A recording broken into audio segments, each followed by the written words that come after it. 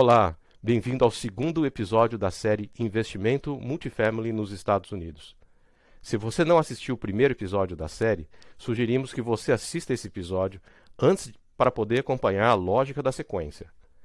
No primeiro episódio, falamos da importância de entender os ciclos econômicos imobiliários antes de investir em qualquer imóvel. E falamos do primeiro dos três pilares de uma estratégia testada e já provada por muitos investidores americanos aqui nos Estados Unidos. Assista agora, na continuação, o segundo episódio da série, onde detalhamos os dois outros pilares da estratégia: como fazer a valorização forçada do imóvel e como usar a alavancagem.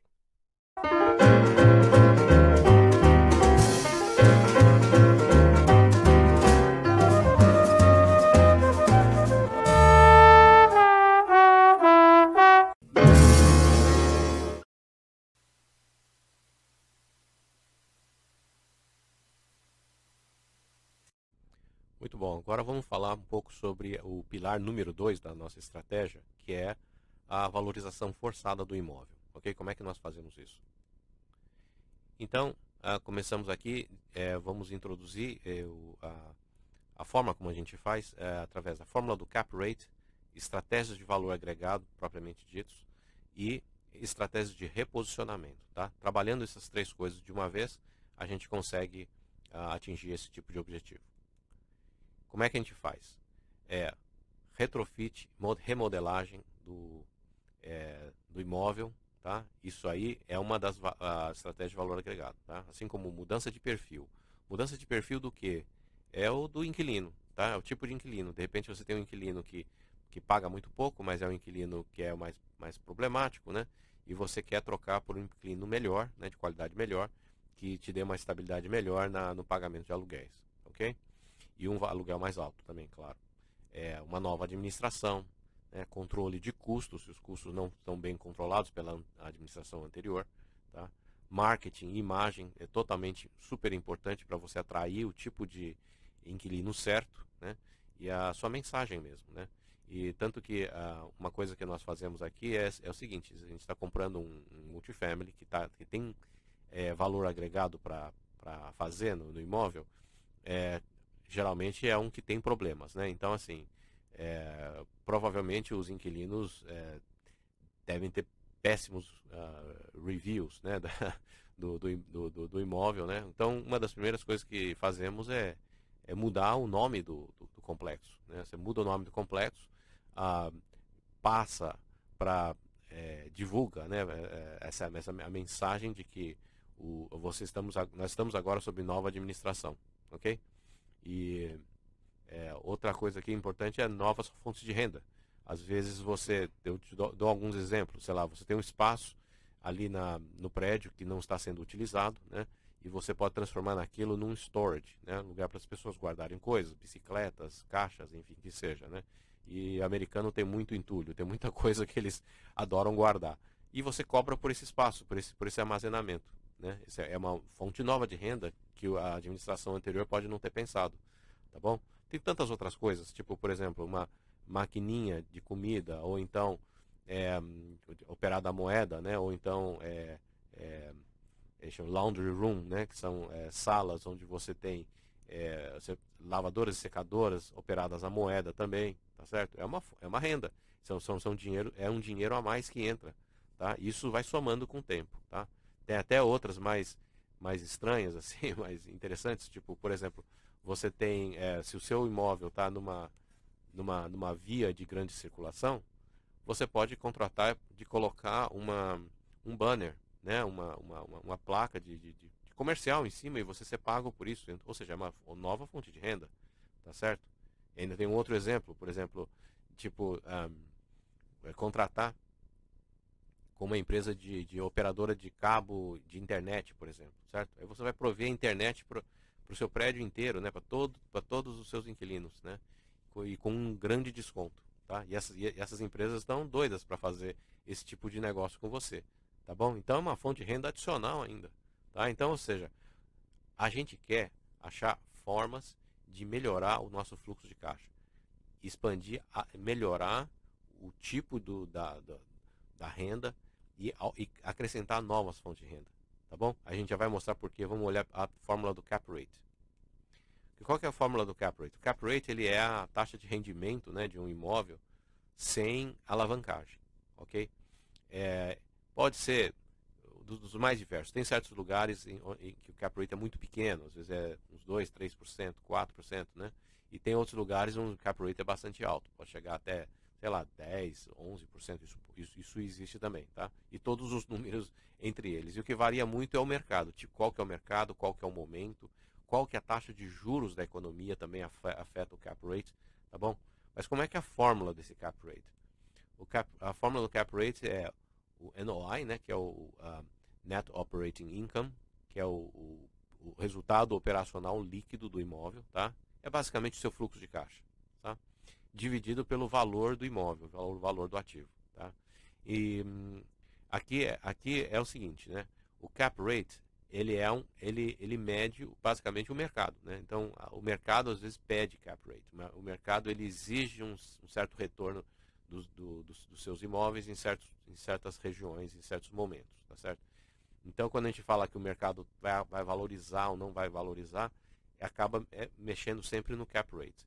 Mas aqui o que é interessante, que essa fórmula do cap rate nos mostra, é que é o seguinte: o resultado líquido operacional, que está no numerador, ele depende basicamente do nosso trabalho, tá? Da nossa estratégia, como a gente mostrou no slide anterior. Se você consegue melhorar a sua fonte de renda, as suas fontes de renda, criar novas fontes de renda, certo? E reduzir suas despesas, você consegue melhorar o seu resultado operacional líquido, não consegue? Tá? Isso depende de você, não depende do mercado. Depende de você, depende da sua estratégia, da sua execução.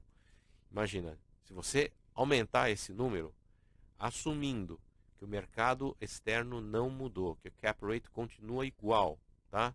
Não houve valorização no aspecto externo.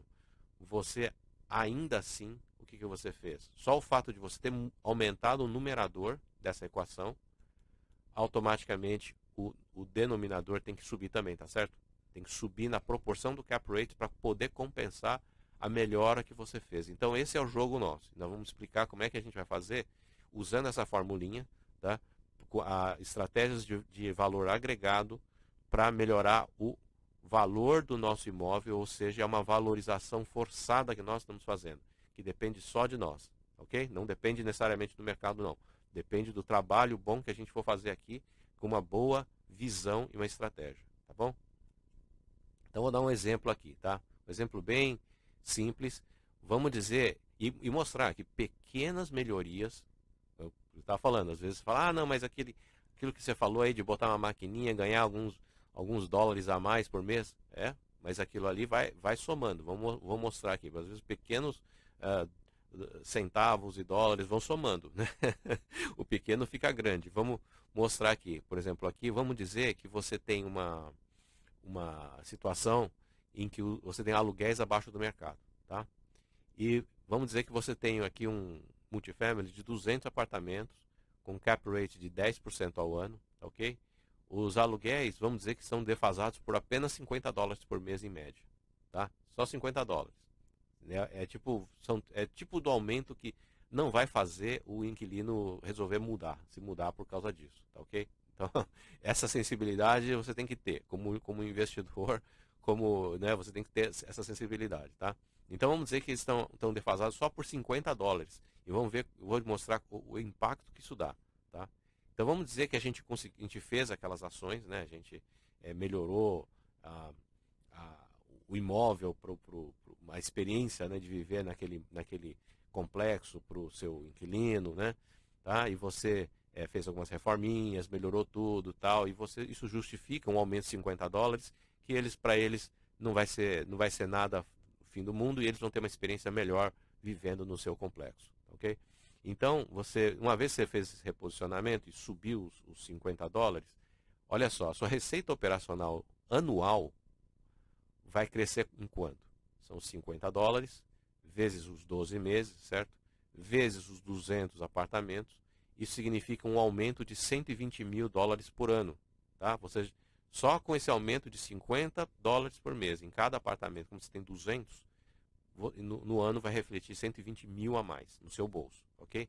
Mas o que é mais interessante é o seguinte, porque a sua receita operacional líquida subiu, lembra da fórmula do cap rate, o numerador subiu, o denominador vai ter que subir de qualquer jeito. Então, assumindo que o mercado não mudou, não houve valorização do mercado, tá? O cap rate continua o mesmo, o seu imóvel subiu em quanto? 1.200.000. Uma melhorazinha pequena de $50 foi capaz de aumentar o valor do seu imóvel, de valorizá-lo em 1.200.000, tá? Porque são 120 mil, né, que está no numerador, dividido pelo cap rate de 10%, assumindo que não mudou. Se o mercado mudou a seu favor, então é melhor ainda. Um menor cap rate, então o seu multiplicador, né, que a gente diz aqui, o multiplicador aumenta muito mais o tamanho do seu ganho aí de valorização. É isso que a gente chama de valorização forçada, ok? O multiplicador ali na receita operacional é o número de apartamentos. Então, quanto maior é o seu multifamily, quanto mais apartamentos você tem, maior é esse multiplicador, ok? E na fórmula de baixo, né, do valor do imóvel, os 10% do cap rate é o seu multiplicador ali, tá? Quanto maior o cap rate, maior é o impacto no seu preço, ok? Muito bom. Vamos dar um outro exemplo, um segundo exemplo aqui, não com aluguel abaixo do mercado, mas com nível de ocupação abaixo do mercado, tá? Que a gente vai ver pequenas melhorias nas receitas e nas despesas, você consegue uma grande valorização. Então vamos lá. Vamos dizer que aqui nós temos um multifamily de 100 apartamentos, tá? Com aluguel médio de $600 por mês e um cap rate de 10% também, só para ilustrar, tá? Efeitos ilustrativos. Então aqui nós temos aqui, vamos dizer que a ocupação atual seja de 75%. Comparado com a ocupação média da sua região, da sua vizinhança, dos outros multifamily, seus concorrentes, eles estão a 91%. Tá? Então você está abaixo deles, certo? E a gente vai fazer de novo todo aquele trabalho de reposicionamento, né, ajustar o mercado. A receita operacional vai crescer de que maneira? Então são os $600, tá? Vezes 12 meses. Agora eu vou multiplicar pela diferença entre 91% e 75%. 0,91 menos 0,75. Tá? Esse vai ser o incremento se você está melhorando sua ocupação, tá? Vezes os 100 apartamentos, você vai ter quanto de crescimento? $115.200 por ano você conseguiu aumentar no seu bolso. Tá? Simplesmente porque você melhorou a ocupação média do seu complexo. Como é que você faz isso? Lógico, se você fizer aquelas técnicas como a gente estava falando, e vamos dar mais detalhes, que a gente chama de reposicionamento, né? Valor agregado e reposicionamento, basicamente você faz uma melhora no seu imóvel no aspecto físico, faz ele mais atrativo, e você faz uma campanha de marketing melhor, né? Para atrair mais inquilinos, você melhora o seu nível de ocupação e, por consequência, a sua receita operacional. Mas o que é mais legal disso tudo, né, como já falamos, assumindo que o mercado não te ajudou em nada, continua o mesmo cap rate, você vai ter aqui um crescimento do valor do imóvel de 1.152.000, ok? Tá? E de novo, né, como no caso anterior, com os aluguéis, você tem aqui na melhora no nível de ocupação o mesmo fenômeno, tá? Imagina se você melhorasse as duas coisas, né? Tanto o nível de ocupação quanto o valor do aluguel. Então é esse o tipo de jogo que nós estamos fazendo aqui. A gente quer encontrar imóveis, né, para aquisição, para investir, que nos dê oportunidades de fazer melhorias de valor agregado, ok? Que vai fazer essas coisas todas, tá? É assim que você consegue fazer essa valorização que a gente chama de valorização forçada, tá? Só depende de você, depende da sua estratégia, depende da sua visão, depende do seu empenho, né? E na hora da execução, ok? Bom, vamos dar um pouquinho mais de detalhe, já na prática, né? Como que a gente faz um valor agregado por reformas, por exemplo, né?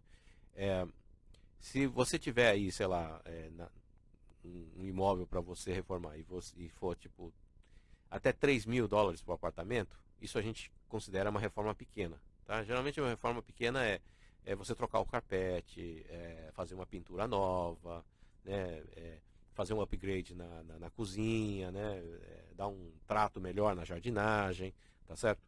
E quando a reforma custa 4.000 ou mais, isso já é uma reforma maior. Tá? Geralmente, como coloquei aqui, 5 a 10% do projeto você paga para o administrador para ele ajudar você nesse processo de reforma. Okay? Porque já é algo um pouco mais pesado, né? Tá bom? Requer muito mais cuidado. Tá bom? Sobre reposicionamento de mercado, é o seguinte, algumas coisas que a gente também vai colocar aqui só para vocês terem uma ideia.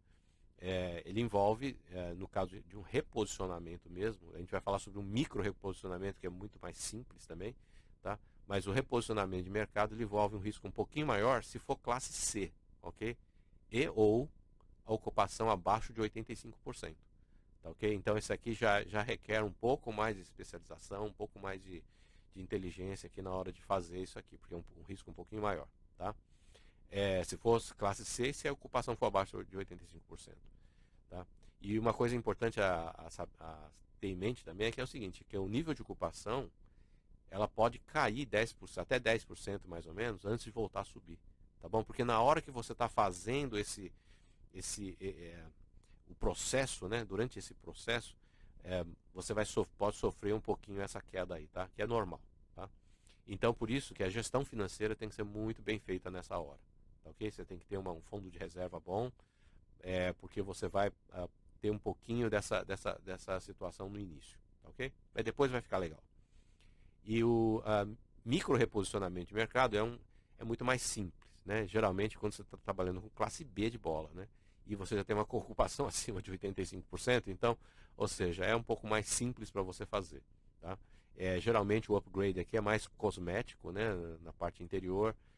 Na parte exterior, como a gente já falou, usa um nome novo, dá um nome novo para o seu complexo. Tá? Justamente por causa daqueles reviews que podem ter da administração anterior, tá certo? Você quer separar bastante, deixar bem claro na cabeça do seu novo cliente de que, peraí, agora é diferente, tá bom? Se o inquilino antigo lá era maltratado, agora não vai ser, tá bom? Agora estamos mudando totalmente aqui, tá? Reposicionando, tá? Muito bem. Aqui geralmente, lógico, o custo, né, desse tipo de micro reposicionamento não deve ser superior a 3.500 por apartamento. Para fazer isso, 3 a 4 meses para completar o upgrade. E só para ter uma ideia, né? Claro, isso é só linhas gerais, né? 12 meses para você locar e renovar as locações, tá? Isso leva um ciclo de 18 meses em média. Vou mostrar aqui também, então, uma linha do tempo, tá? Uma timeline, para mostrar como é que isso pode se acontecer, tá? Opa, vamos lá, então. Aqui você vai ter a entrada, né, no início, a aquisição do imóvel, né, preferencialmente a preço abaixo do mercado, justamente porque tem coisas a fazer, melhorias a agregar, tá? Então, você vai fazer esse trabalho aqui. Nesse momento, a rentabilidade ele está abaixo do potencial ideal, tá certo?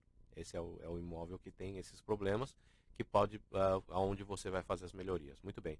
Então, durante uns 2 anos, nós vamos fazer aqui, esse é o período chamado período de estabilização, tá? A fórmula é simples. Você começa pelos apartamentos que estejam vagos, né? Você começa a reformar os que estão vagos, tá? E aí você começa a pedir para os seus inquilinos a realocar para morar nesses apartamentos reformados, né? Só que é o seguinte, o reformado o custo é maior, né? É um custo de mercado, tá bom? Caso o inquilino não queira é, se mudar para essa unidade reformada, então a gente não vai renovar o aluguel dele, tá certo? E nós vamos começar a fazer um marketing pesado fora, né, no mercado, para atrair novos inquilinos, tá certo? É um processo que demora um pouco, ainda a gente vai repetir, porque se o inquilino se mudou para o novo apartamento, o apartamento dele se desocupou e é o apartamento dele que é o próximo a ser reformado, tá? Então a gente vai repetir esse ciclo várias vezes até reformar todo o prédio, tá? Por isso que eu falei, nesse período de estabilização, é possível que a sua ocupação caia né, um pouco durante esse período, tá ok? Então, seu fluxo de caixa não vai ficar muito estável, não. Mas tudo bem, mas é um período temporário para a gente fazer essa transição, né? Tá bom?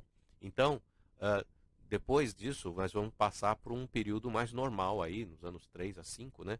Onde você já vai estar com a sua performance normal, né? Na capacidade máxima, você já ajustou o seu imóvel ao mercado. Então, vamos supor, por exemplo, se esse imóvel for um imóvel tipo C, que está numa região tipo B, né? Então, os aluguéis dele são aluguéis de classe C, né?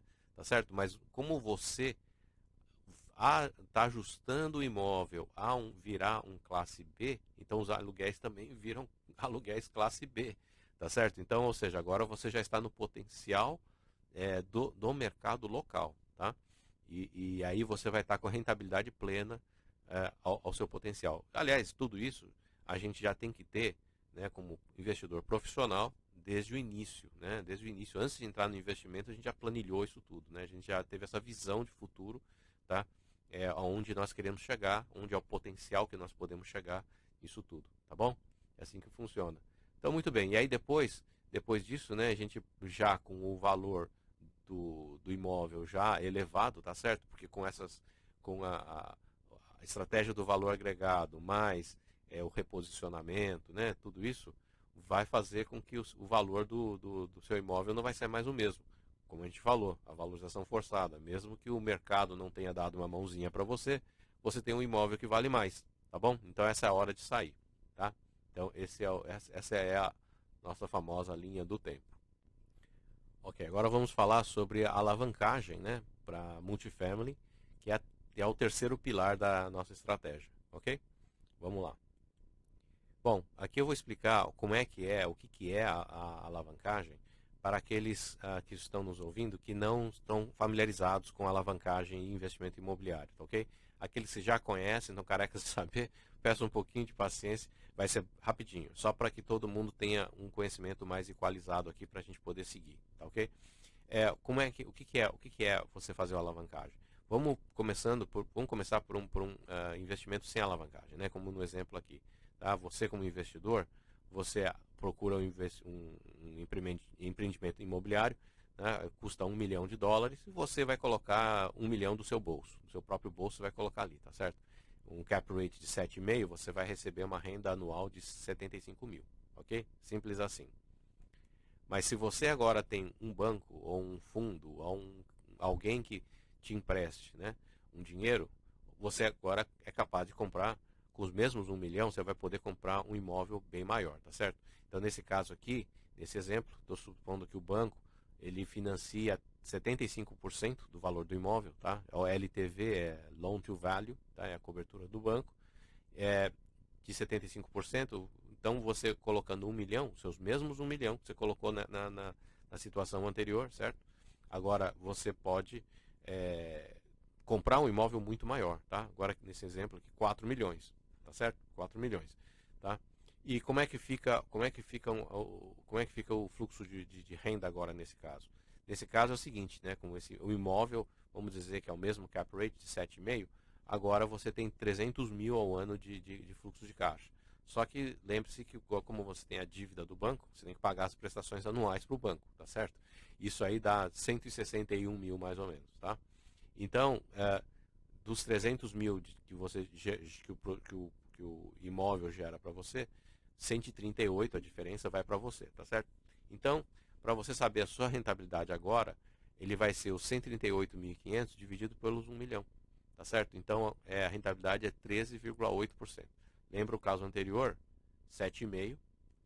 Aqui você já é 13,8%. Ou seja, por isso que a gente chama de alavancagem. Ele alavancou a sua rentabilidade por causa disso, tá? Você usou dinheiro de terceiros e colocou menos capital próprio para comprar um imóvel maior, tá certo? Então, esse é o jogo. Lembra que a gente falou logo no início, né? Colocar o mínimo de capital próprio para você comandar um empreendimento imobiliário maior, tá bom?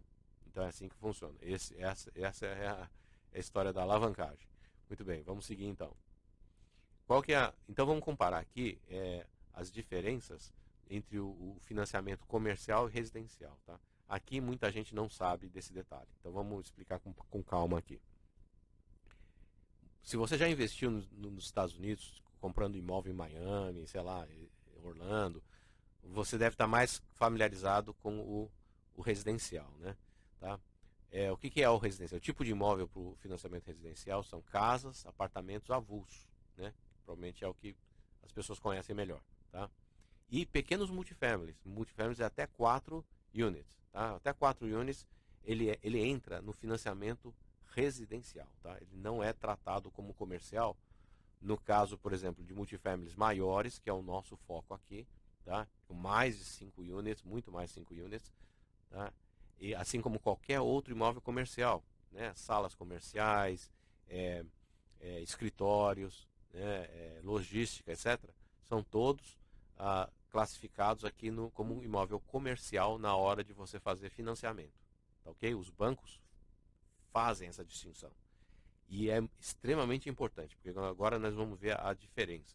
E inclusive aqui também vamos mostrar por que o multifamily grande leva vantagem sobre o multifamily pequeno, tá? E as casas, apartamentos também, tá bom? Vamos lá, começa aqui na avaliação. Avaliação de preço, tá? No caso do imóvel residencial, usa-se o modelo de vendas comparativas, tá? Vendas similares, chama comparative sales.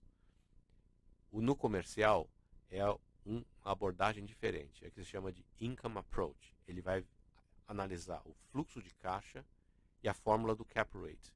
Ou seja, ele depende basicamente de você mesmo, da sua capacidade de fazer o seu imóvel gerar renda. No caso do residencial, não. Ele depende dos outros, depende das vendas de outras casas similares às suas na sua região, tá ok? Nós vamos explicar com melhor isso no próximo slide. Isso é tão importante que nós vamos explicar melhor no próximo slide. Mas vamos seguir, né, para ver as outras características aqui que tem aqui embaixo. Então, por exemplo, na análise de crédito, né, no caso residencial, o crédito e a renda do tomador que é importante para o banco. O banco precisa saber se você tem crédito e renda suficientes para você pagar o empréstimo de volta para ele, tá certo? É por isso que aqui muitas pessoas, como brasileiros e outros estrangeiros, quando chegam nos Estados Unidos e querem comprar um imóvel que seja basicamente para investimento, eles têm dificuldades. Por quê? Porque você, como estrangeiro, você não tem nem crédito e nem renda no país, tá? Agora, no caso do comercial, é totalmente diferente. Ele não está tão interessado no crédito, na renda do tomador, não. Ele quer saber se o imóvel é capaz de gerar renda o suficiente para pagar as prestações dele. Tá? Por quê? Porque o imóvel é o único colateral que eles têm, que a gente vai olhar na linha de baixo. Garantia pessoal. No caso de você comprar uma casa de praia, por exemplo, aqui nos Estados Unidos, tá certo? Você toma um empréstimo para isso, você como tomador, você garante na sua pessoa física. Então é o seguinte, o que significa isso? Vamos dizer que um dia você entrou em dificuldades e não consegue mais pagar as prestações do seu empréstimo, do seu financiamento. O banco vai fazer o quê? Ele vai tomar a sua casa. Mas se o valor da casa não for o suficiente, ele vai atrás de você. Porque você deu uma garantia pessoal, ele vai atrás de você. Tá bom? É por isso também que muitas vezes, para quem já tentou fazer isso nos Estados Unidos, de você abrir uma LLC, né, uma empresa, para ser dona do imóvel aqui nos Estados Unidos, né, proteção patrimonial, isso é uma coisa que a gente vai falar mais para frente hoje, que muitos bancos falam não. Falam assim, não. Você tem LLC? Não, eu quero que seja no seu nome da sua pessoa física. Aí você fala, mas se eu fizer na minha pessoa física, eu não consigo mais usar LLC? Sinto muito, então você não vai ter o empréstimo. Entendeu? Mas por que isso? Porque eles querem garantir que é você que vai pagar, caso tenha um prejuízo para o banco que ele não quer tomar, entendeu? Então, tem essa diferença. Agora, no caso do comercial, como o imóvel é a única garantia que o banco tem, então não há garantia pessoal. Olha só que vantagem, tá bom? Se você não sabia disso, isso aqui é uma coisa bem importante, não é? Tá? E como estrangeiros, lógico, né? Como a gente já comentou isso agora, né? Fica mais difícil e mais restrito, né? Se for investimento em residências, tá? Agora, no caso comercial, que inclui o nosso multifamily, né? O nosso multifamily maior, de mais de 5 units, o imóvel é a única garantia. É o que eles chamam de non-recourse. Non-recourse. O que ele pode fazer, no máximo, é pegar o imóvel de volta. Por isso que eles precisam ter tanta certeza de que o imóvel que você está comprando é bom. E a gente vai ver que isso, inclusive, é uma grande vantagem para o investidor de multifamily grande também. Tá bom? Vamos ver já. Bom, antes disso, vamos falar sobre aquele ponto anterior. Vou voltar o slide aqui. Tá? Sobre a avaliação. Lembra que eu falei que a avaliação era um ponto importante que a gente precisava dar um pouquinho mais de detalhe, porque faz uma diferença enorme. Tá bom? Vamos lá.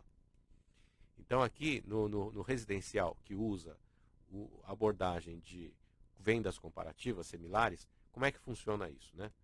Então é assim, vamos dizer que o seu imóvel está ali no centro, né?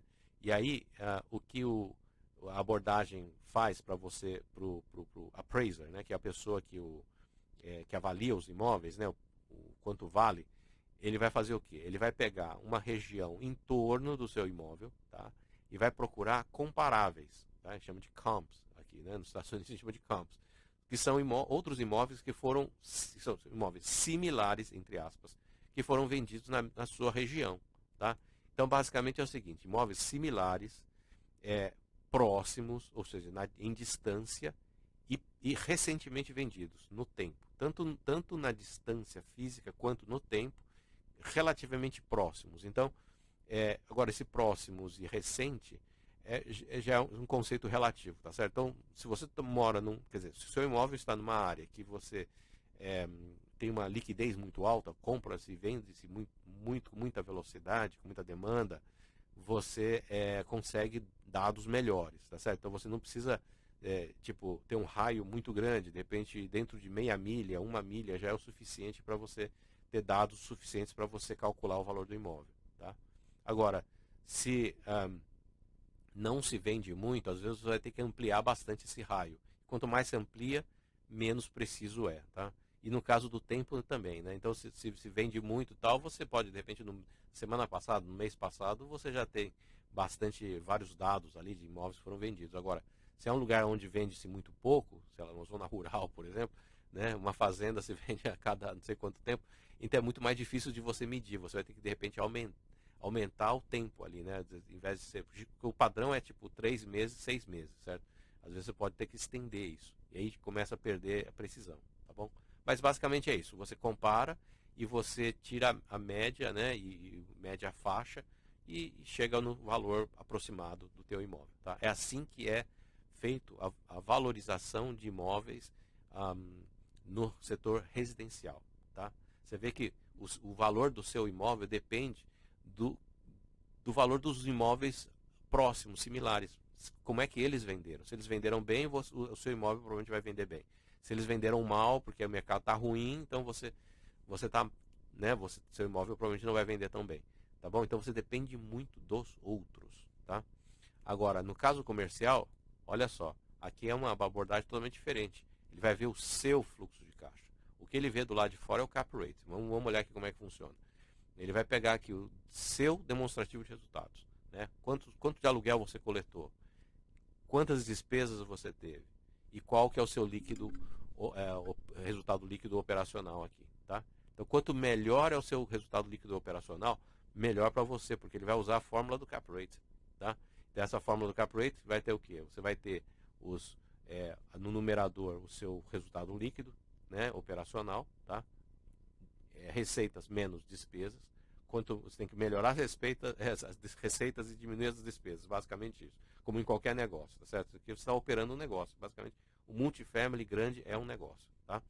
Então, aí você divide pelo cap rate, assumindo aqui 9,5%. Então, você vai chegar no valor de 1.600.000, tá? Então, assim que é calculado. Então, ou seja, você vê que no caso do comercial, você está ali direcionando o que você vai fazer pelo teu imóvel, que depende muito mais de você mesmo, tá bom? Então esse que é o grande jogo aqui, tá bom? Bom, vamos falar então agora um pouquinho sobre os termos, né, das alavancagens, né, dos financiamentos, tá? Então aqui temos taxas fixas e taxas flutuantes, tá? Taxa fixa é melhor, porque taxa fixa você tem as despesas mais previsíveis, né? E se as taxas no mercado subirem, você já fixou ela lá embaixo, tá? Principalmente no momento agora, né? nós estamos num momento de taxas baixas, né? Tá? Então vale a pena você usar taxa fixa. Mas nos meus empreendimentos aqui eu prefiro usar a taxa flutuante, eu vou explicar por quê. Porque assim, esse se chama ARM, Adjustable Rate Mortgage. Ele tem de 5 anos, 7 anos e 10 anos principalmente, tá? Mas eles são amortizados em 30 anos, ok? Eles vencem em 5, 7, 10, mas eles são amortizados em 30. E como é que isso funciona? E por que eu acho melhor usar esses aqui? Primeiro o seguinte, quanto menor é o prazo, menor é a taxa. Ou seja, paga menos juros.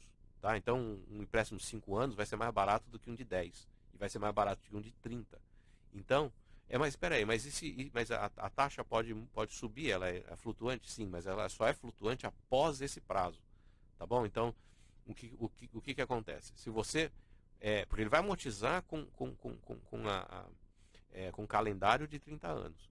Mas você, vamos supor, como nós somos investidores profissionais, a gente não compra um imóvel e vai ficar até no dia que a gente achar que é melhor vender, a gente vende. Porque o preço subiu, a gente vende. Não é assim. A gente já entra com tudo planejadinho desde o início. A gente já sabe qual é o nosso horizonte. Então, se o horizonte é de 5 anos, eu vou usar aqui uma taxa flutuante de 5 anos. Se for de 7 anos, eu vou usar de 7 anos. Se for de 10 anos, eu vou usar de 10 anos. Ok? Então, a gente já sabe de antemão qual desses vai pegar e a gente paga um juro menor. Tá bom? Tem um outro tipo que é a taxa flutuante IO, chama ARM IO. IO é de Interest Only, que só tem juros, não tem amortização, tá? Você não amortiza capital, tá? Então, pode ser interessante? Pode.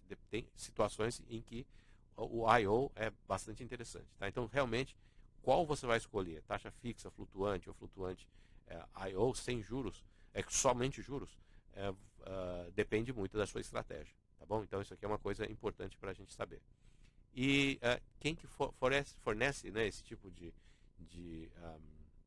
financiamento? Os bancos, muitos bancos fazem, né?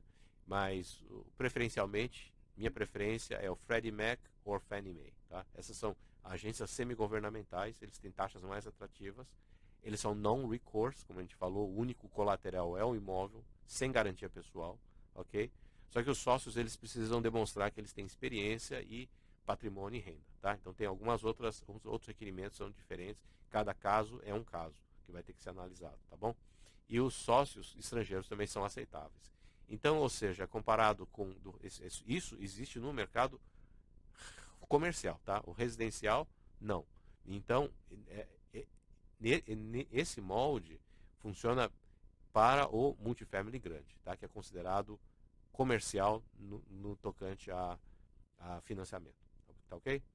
Aqui eu dou um exemplo, né, de taxas, tá? Exemplos pode ser variam de 3% até uns 4,70, enfim. Hoje, na data de hoje, agora em maio de 2021, tá? Isso pode mudar. O LTV, que é a cobertura que o banco te dá do valor do imóvel, né? De 70, você vê como um exemplo aqui, 75% a 80%, tá? Que é bastante bom, tá ok? Opa, espero que a apresentação até o momento tenha aberto horizontes novos para você. Falamos dos 3 pilares da estratégia de investimento em multifamily nos Estados Unidos.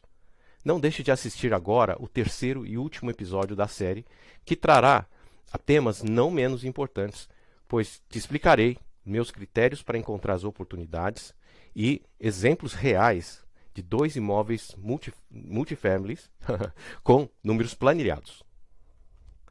Te mostrarei também as vantagens tributárias do investimento imobiliário nos Estados Unidos e como você poderá se beneficiar deles. É imperdível. Clique aqui no vídeo que está aparecendo na tela ou na descrição abaixo.